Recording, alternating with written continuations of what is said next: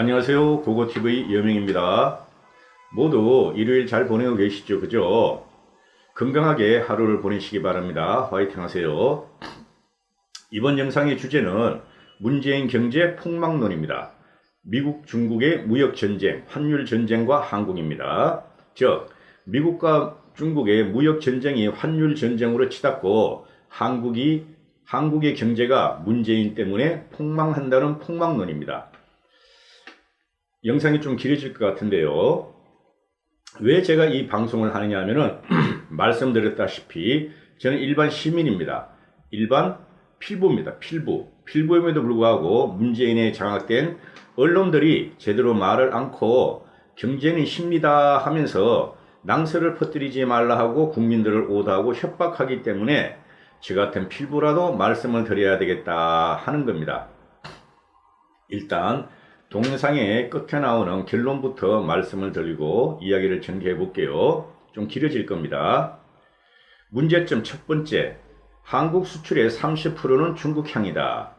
중국 경제가 침체하면 한국 수출은 직격탄을 맞는다. 즉 한국 경제는 고통이 따른다.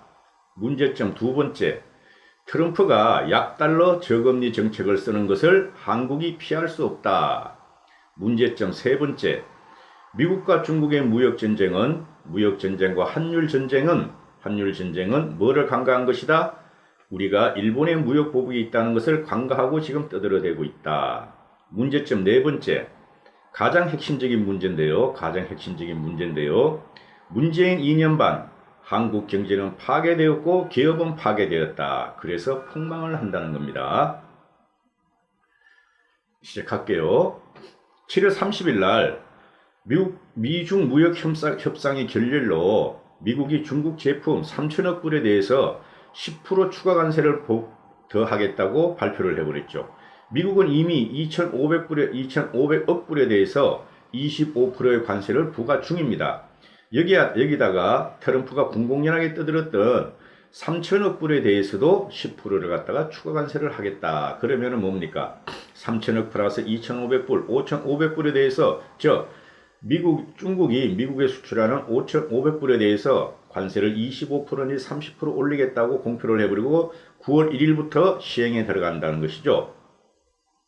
이런 발표가 나오자 언론에서는 조선일보에서는 중국이 수요 감소로 중국 경제 성장률이 0.8% 하강할 것이다. 언제? 1년 동안 0.8%가 하강할 것이다 하고 기사를 씁니다. 다른 데서는 이런 기사도 안 나와요. 그죠? 이 0.8%의 추가 하락이 얼마나 대단한 것이냐면은 한 국가가 일본은 지금 전후 최대고의 즉 20년이 잃어버린 세월을 극복하고 최고의 화랑이라 그러고 완전 고용을 이룩함에도 불구하고 일본의 경제 성장률은 1% 이하입니다. 그죠? 0.8%, 0.7% 뿐이 안 돼요. 그러면은 중국 경제가 15억 인구를 갖고 아무리 크다 그러고 현재 6점 몇 %대의 성장을 하고 있는데요. 0.8% 하락을 하는 게 무슨 대단한 타격이겠냐 하는데 굉장한 타격이죠. 예를 하나 드릴게요. 문재인이가 근 6개월 동안 한 게 뭡니까? 추경해달라. 6조만 해달라. 그러면 우리나라 경제 성장률이 0.1% 성장을 할 것이다. 이렇게 아주 발광을 했었죠. 그러나 5조 3천억 가지고 해봐야 0.1%가 아니라 성장률에 전혀 지장이 없어요. 왜 그러냐면 그만큼 우리 경제는 더 망했고 밑뿌리부터 지금 썩어가고 있어요. 추경을 아무리 해줘봐야 우리나라 경제는 경제 성장률이 안 나옵니다. 문재인이 있는 한에는. 이 환율이라는 게 일반인이 보기에는 상당히 어려워요. 저도 어려워요. 솔직히 말하면 환율과 금리 이런 걸 따지는 건 어려운데 이거는 석학들이 하나의 추세로 보는 것이지 누구도 예단을 못합니다. 경제 석학들도. 그래서 제가 방송을 하는 것에 대해서 상당히 조심스러웠는데 그러나 우리는 알 거는 알고 넘어가고 기초적인 지식은 갖고 있어야죠. 그죠? 우리나라가 어떻게 어떻게 움직이고 있나, 어떻게 망하고 있나 우리는 알고 있어야죠. 왜? 언론과 방송과 문재인이 거짓말을 하니까. 자국 입장에서 보면은 미국은 미국 입장, 일본은 일본 입장, 중국은 중국 입장, 한국은 한국 입장에서 보면은 금리 하락과 환율 하락은 환율이 저평가된다는 거죠. 금리 하락과 환율 평가는 경기 부양책이에요. 경기 부양책. 그죠? 경기가 안 좋으면 금리를 내리는 건 다 알고 계시죠. 그죠? 그리고 금리가 내리면 환율로 따라 하락한다 하는 게 기초예요. 트럼프가 연준에다가 요새 트럼프가 연준에 그 파월인가요? 막 싸우잖아요. 파월인가? 실수하더라도 용서해 주십시오. 연준 의장하고 강달러 정책서 약달러 정책으로 변화시켜라. 그리고 금리 인하를 하라. 금리 더 인하해라. 막 욕을 하면서 트럼프가 연준 의장하고 싸우는 이유입니다. 약달러 정책으로 완전히 해야 된다. 현재 미국 경제는 하락기에 접어들었다. 그리고 금리를 인하해야 된다. 그죠? 금리 인하하면 누구한테 좋다? 국민한테 좋다. 트럼프는 약달러 정책을 지금 강력하게 시행을 하고 있는데 중국이 약달러 정책을 시행하고 중국의 강달러 정책, 즉 중국은 환율을 갖다가 가치를 상승시켜버려 7위안을 넘지 말고 6위안 밑으로 내려버려 이렇게 하고 있는데 그리고 관세를 막 압박을 했는데 트럼프가 중국한테 관세를 압박했는데 중국이 약달러 정책으로 포7이라 그러죠. 포7. 7을 깬다. 포7로 7위안을 넘겨버렸어. 그러니까 막 트럼프는 막 화가 나지. 자기는 강달러 정책으로 미국 경제와 세계 경제를 갖다가 좀 부양시키려고 그러는데 이 시진핑이라는 놈은 중국의 공산당은 반대로 정책을 쓰는 거야. 반대 정책을. 그래서 지금 며칠 동안 계속 7위안을 넘어가고 있죠. 그죠? 트럼프는 자신의 환율, 무역, 경제 정책의 방귀를 든 중국을 갖다가 어떻게 한다? 환율 조작국으로 지명을 해버린다. 이 환율 조작국이라는 게 뭐냐 하면은 쉽게 말해서 세계 기축통화는 뭐죠? 누가 뭐래도 달러입니다. 달러. 그죠? 달러고 그 다음에 일본 엔 하나, 프랑스 프랑 하나, 영국의 파운드 하나는 세컨드예요. 얼마 안 써요. 거의 90% 이상이 달러를 쓰고 있죠. 그죠? 달러 기축국 세계 통화한테 중국이 반기를 든 거야. 이러니까 중국이. 그죠? 그래서 환율 조작국으로 임명했다는 말이 뭐냐면은 미국이 중국의 금융과 환율을 들여다보겠다, 제재하겠다는 소리예요. 중국이 잘못 건드린 거죠, 이거. 완전히 잘못 건드린 겁니다. 자, 이게 중국의 환율 전쟁의 그 일부분이었고, 그죠? 개요였고, 관심은 이제 우리나라 환율, 우리나라 달러가 우리나라 환율, 금리가 어떻게 될 것이냐, 수출 경제 성장률이 어떻게 될 것이냐는 거죠, 그죠? 중국이 위안화를 제라하면은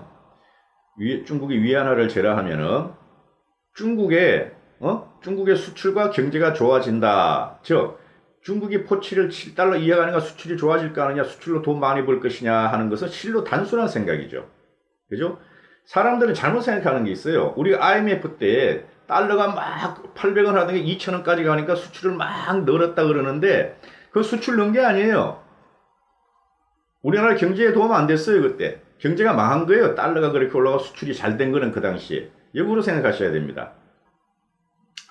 약달러가 되면은, 즉, 달러 가치가 하락을 하면은 6위안에서 7위안으로 가버리면은 수입 단가는 폭등을 하고, 아시죠? 수입 단가는 폭등을 하고, 물가는 치솟습니다. 우리 IMF 때 경험해봤죠? 그리고 경제가 혼돈에 빠지고, 오히려 경제가 추락을 한다는 것이죠. 추락을 한다는 것이에요. 그래서 약달러에서는 반드시 뭐가 따라야 한다? 금리 인하, 저금리가 따라야 한다는 게 경제학의 기초입니다. 문제는 한국이죠. 그죠? 문제는 한국. 우리는 중국과 경쟁하고, 중국과 경쟁하는 비기축 통화를 가진 국가들이 있죠. 뭐 필리핀, 태국, 뭐 뉴질랜드, 유럽엔 남미에 이런 나라들이 있죠. 그죠?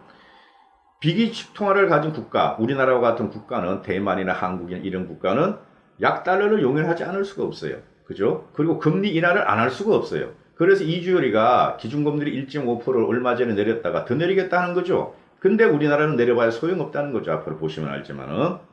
한국도 그래서 당연히 금리 인하를 해야 하고 약달러 정책을 갖다가 용인할 수뿐이 없다. 달러 가치가 1200원 하던 게 1300원으로 하고 1300원 하던 게 1350원으로까지 갈 수뿐이 없다. 그 이유는 나중에 설명드릴게요. 다음에. 지금 언론에서 보면은 자칭 전문가들이라는 사람이 나와서 단기 환율의 꼭지점은 1250원이 될 것이다 하는데 아무도 모르는 소리죠. 아무도. 왜? 정상적인 추세로 가서 한국의 환율이 1200원이 넘고 1250원이 간다는 소리인데 우리는 지금 어떤 형태다? 정상적인 나라가 아니다. 문재인이 경제를 폭망시키고 있다. 미국과 일본과 중국의 삼중 압박을 받고 있다. 꼼짝달싹할 수 없는 문재인이란 재앙을 보유한 한국이다. 이게 전제에 깔려 있어야 됩니다. 자, 초대에 말씀드렸던 걸 다시 말씀드리면 문제점 첫째, 한국의 문제점 첫째, 한국 수출의 30%가 중국향이다. 한국 수출의 30%는 중국에 수출한다. 중국 경제가 침체되면은 한국 수출도 급감할 것이다. 그러면 한국 수출과 환율과 한국 경제는 직격탄을 맞는다. 현재도 한국 수출은 계속 매달 10몇 %씩 떨어지고 있어요. 최악으로 수축되고 있죠. 언제부터? 문재인이 집권하면서부터. 무역 수지는 문재인이 집권한 그 2017년을 기점으로 계속 추락하고 하락하고요. 무역 수지라는 게 뭐냐면은 우리가 수입하는 돈보다 수출하는 돈이 적다 이런 거예요. 즉 수출하는 돈이 옛날에는 100원을 남았다면은 수입하는 거에 대비해서 요새는 100원이 50원이 되고 50원이 30원이 되고 지금 이렇게 되어 있다는 겁니다. 즉 무역 수지가 계속 악화되고 있고 달러는 덜 들어온다, 들어오지가 않는다 이런 결론이 생기죠. 수출로 벌어들인 돈이 즉 무역 수지에 의해서 수출로 벌어들인 돈이 급감을 하면은 달러가 모자라서 달러가 어떻게 된다? 폭등을 한다. 가장 기초적인 거죠. 문제점 두 번째, 트럼프의 약달러 저금리 정책을 한국이 피할 수 없다. 한국도 해야 된다. 중국이 지금 포치를 깨면서 미국과 맞짱 뜨자고 덤비는데 중국은 코피가 터지는 정도가 아니라 온몸이 부서질 것이다. 온몸이 박살나고 부서지면서 결국은 항복을 할 것이다. 해외 투자자들은 중국을 탈출할 것이고 왜? 중국 돈의 가치가 떨어지니까 거기 투자해서 뭐에 빠져나와야죠. 해외 투자가들은 중국을 탈출할 것이고 그 악영향이 어디로 온다? 한국을 온다. 한국을 친다. 문제점 세 번째. 미국과 중국의 무역전쟁, 환율전쟁에 우리가 간과하는 것이 있는데 즉 일본의 무역보복이 있다. 실제적으로 일본의 무역보복은 제가 말씀드렸지만은 일본의 무역보복은 언젠가는 풀릴 겁니다.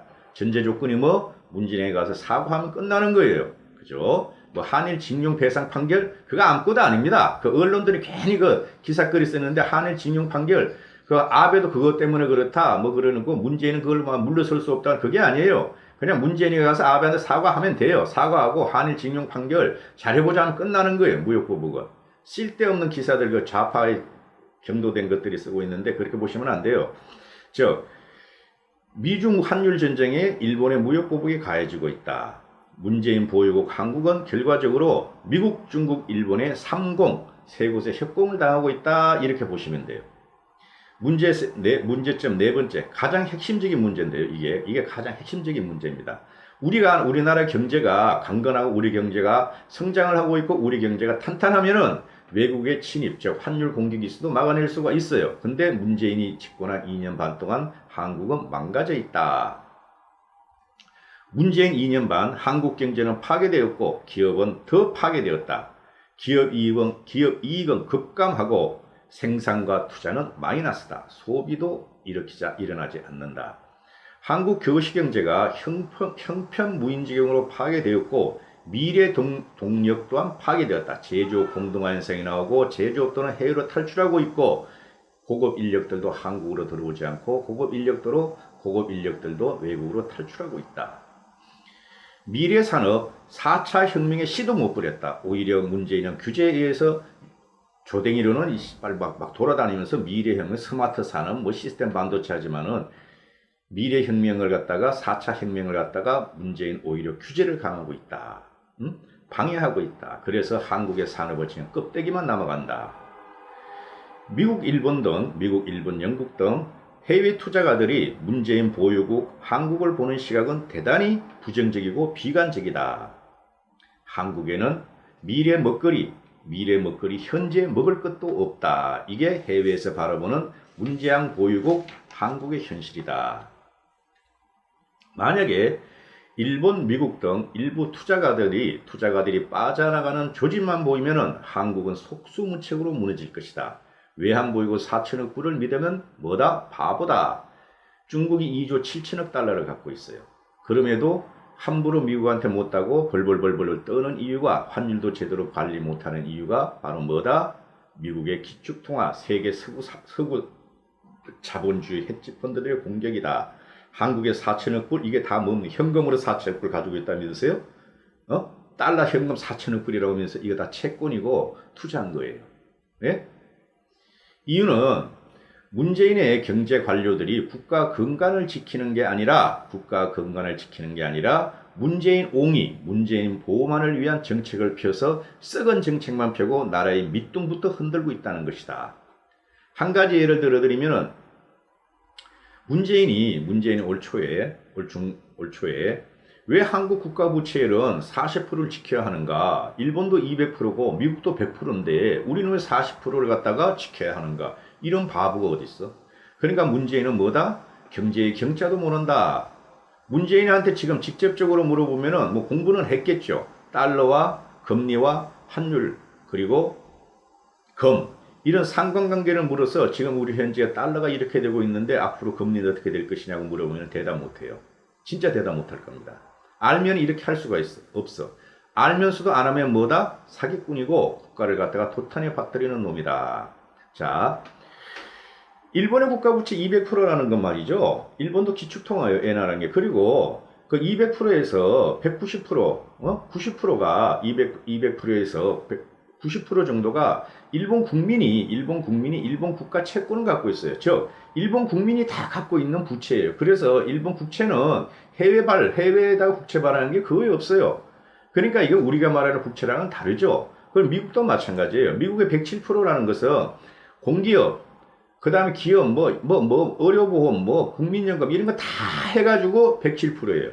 우리가 미국과 같은 국가 부채를 따지면은 미국을 능가합니다. 우리 한 110%, 120% 된다 그래요. 그러니까 뭐다? 대한민국 국가 부채 40%는 전 세계에서 가장 높은 국가 부채를 갖고 있다. 이런 결론이 나와요. 이걸 갖다가 파괴하라고 시킨 게 문재인이고, 왜 40%만 한국 국가 부채는 왜 40%를 꼭 유지해야 되느냐? 60%, 70% 가도 되지 않느냐? 이렇게 되면은 60, 70% 가면은 미국 기축통화국인 미국 기준으로 따지면은 국가통화 200%, 300% 된다는 소리야. 나라가 망한다는 소리죠. 이래서 베네수엘라 향이 이제 나온다는 말인데, 그리고 한 가지 말씀드리겠어요. 우리나라가 아무리 그래도 우리나라 여성들이 7불에 그런 짓 안 합니다. 그런 거 보시면 안 됩니다. 우리나라 그런 나라 아니에요. 우리나라는 뭐다? 강건한 보수 우파 중도가 지탱하는 나라고 경제 성장을 이루고 앞으로도 할 수 있는 나라다. 전제 조건이 문재인을 쫓아내면 된다. 자, 문재인이가 40%를 갖다가 왜 지키느냐? 국가 부채를 깨라 하니까 깨버려. 홍당기하고 경제기용 관료들이 깨버려. 그래서 국가 부채를 44%까지 가져오겠다. 미친놈들이지. 이러니까 국가를 갖다 밑둥부터 갖다가 뿌리채 흔들리고 있죠. 그래서 우리나라는 경제폭망론, 문재인이 있는 한은 경제폭망을 갖다가 피할 수 없을 것이다. 현재 조짐이 여러 군데서 일어나고 있고, 자꾸 IMF가 올 것인가 하시는데요. 그런 말씀 하시는 분들도 저는 이해가 가요. IMF들은 뭐다? 외국의 헤지펀들이 우리 한국을 공격한 외환 대란이다. 이렇게 하니까 저도 이해가 가요. 그러나 외환 대란을 빼고 나면 우리 현재 경제 상황은 벌써 IMF 상태에 빠져 있다. 그죠? 그럼 다음에 뭐가 오는 것이냐? 대폭망론이 온다. 문재인이 있는 한. 그래서 대체적으로 지금 전문가들이나 일반 시중, 우리 같은 일반 시민도 내년에는 올 것이다. 이렇게 하는데, 그럼 우리는 어떻게 해야 되는가? 가지고 있는 걸 지키는 방법은 없겠는가? 지키는 것은 소비를 안 해야 된다. 소비를 안 하면은 문재인이가 왜 소비 안 하냐고, 왜 낭설을 퍼뜨리냐고 심리전이다 그러는데, 그래도 소비를 안 하고 우리는 새로운 투자처를 찾아야 한다. 주식은 하면 안 된다. 이겁니다. 감사합니다. 고고TV 여명이었습니다.